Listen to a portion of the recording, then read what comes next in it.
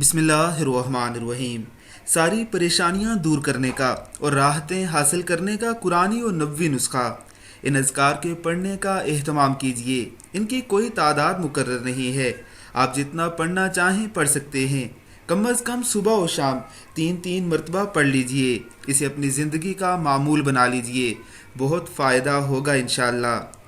جزا اللہ عنا سیدنا محمد صلی اللہ علیہ وسلم بما ہوا اہلہ، استغفر اللہ الذی لا الہ الا هو الحی القیوم واتوب الیہ یا ذا الجلال والاکرام، لا حول ولا قوۃ الا باللہ العلی العظیم، لا الہ الا انت سبحانک انی کنت من الظالمین، سبحان اللہ والحمد للہ ولا الہ الا اللہ واللہ اکبر ولا حول ولا قوۃ الا باللہ۔